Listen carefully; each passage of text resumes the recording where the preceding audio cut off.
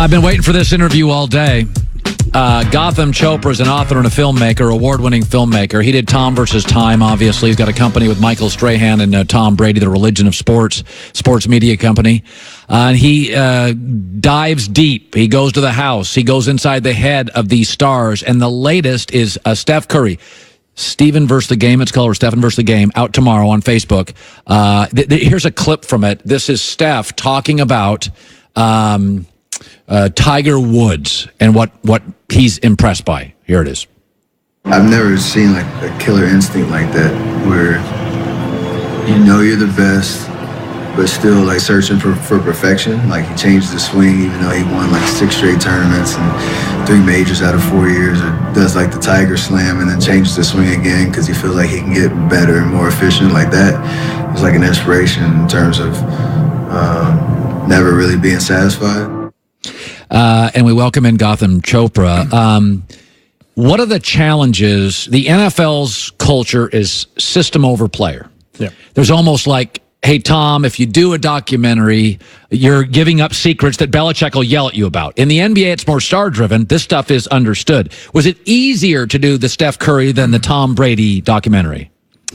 I mean, in that way, yes, just because barrier to entry in some ways is tougher in the NFL. But I would say, one of the main challenges with Steph is he's so present in social media. He's got 25 million people on Instagram, and he's regularly communicating. His wife, who's, pretty prolific on Instagram. So there's a different sort of creative challenge. It's like the audience kind of knows, like they feel like they already know you. Tom, what was really an advantage to us was the scarcity. Like nobody had ever been inside. Yeah. And that drove so much fascination with him. People only knew one version of him, the elite quarterback, but they'd never been on the inside. So in that way, I'd say this was tougher because it's like, how do I tell this in a way where something fresh? Is the similarity with, say, a Brady and a Steph? People, despite Brady's greatness, have doubted him. Steph Curry went to Davidson.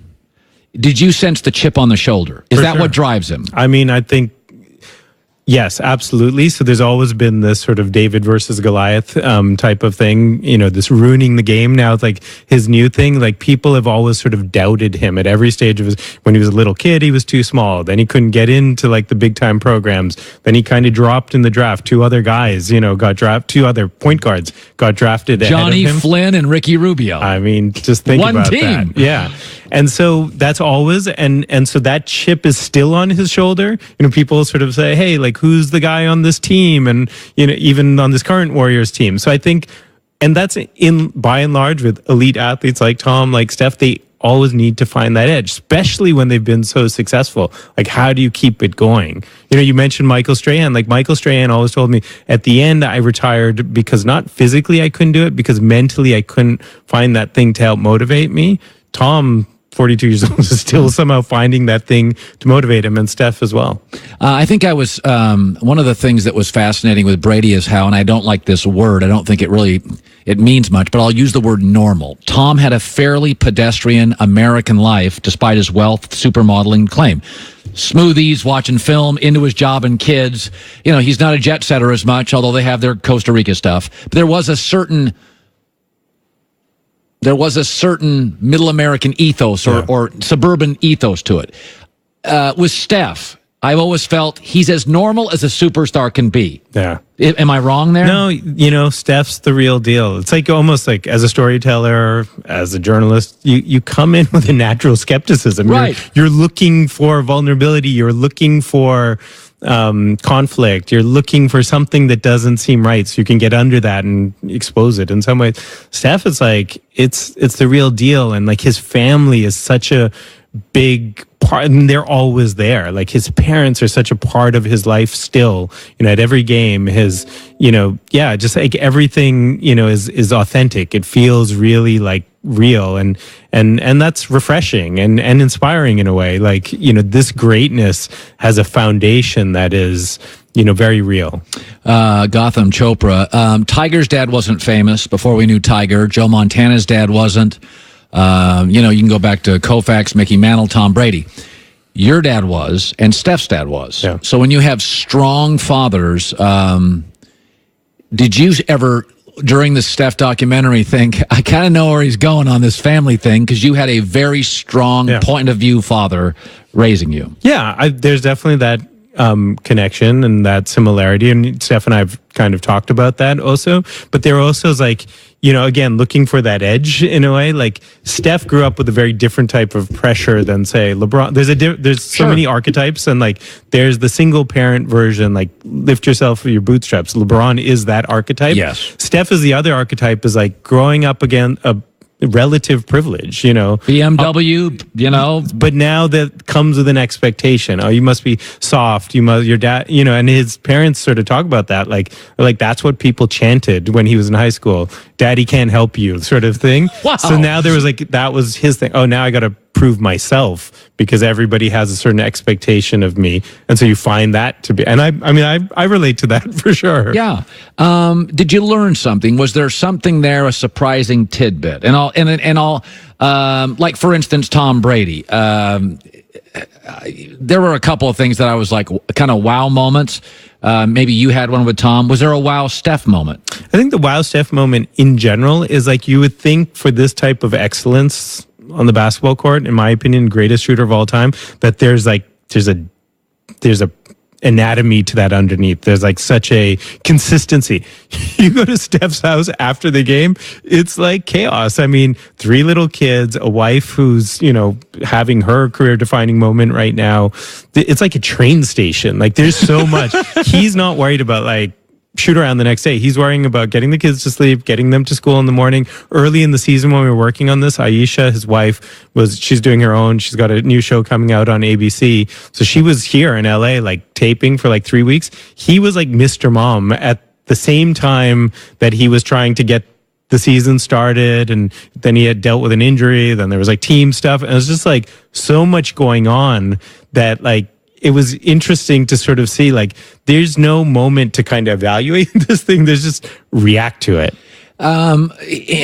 Every sport has a different culture. I talked about this earlier. There's a masculinity to hockey and football. You don't flop and you play hurt. Yeah.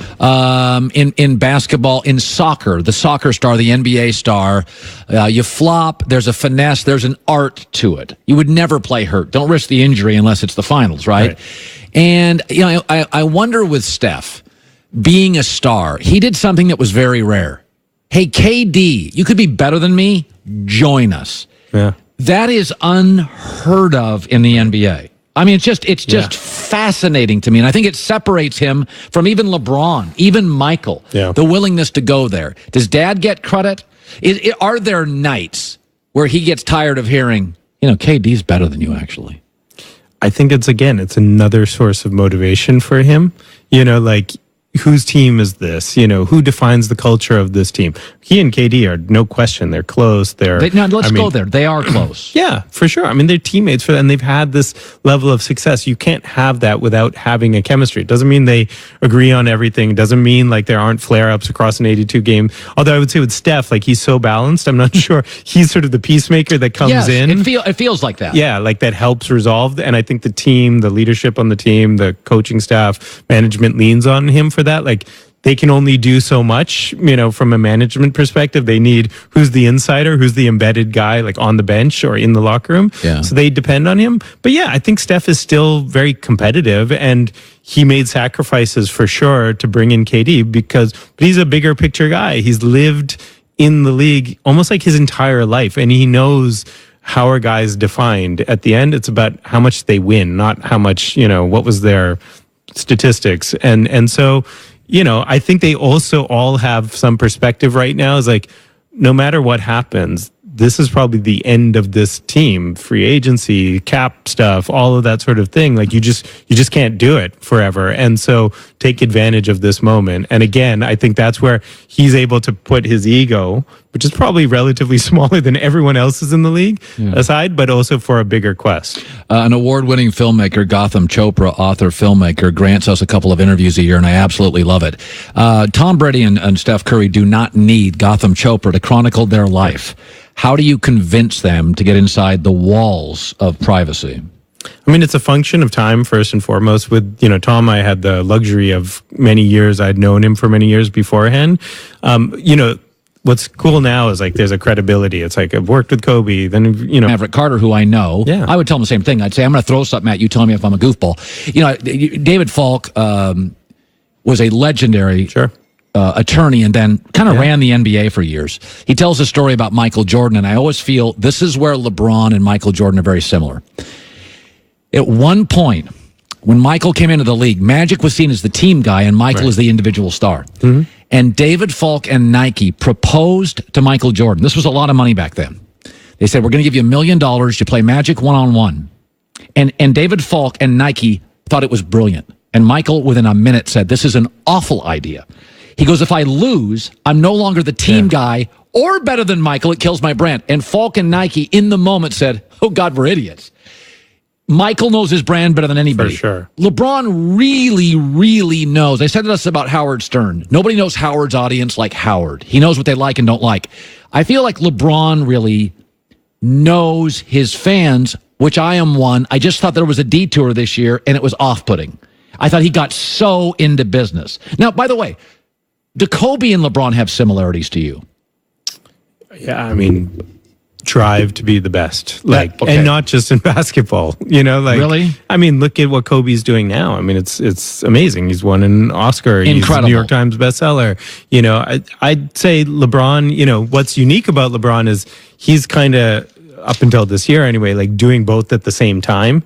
Excelling in business and continuing to be excellent on the court, with the Cavs. I mean, look, there's a lot of things that happened this year in LA. And, I was at that Christmas Day game, they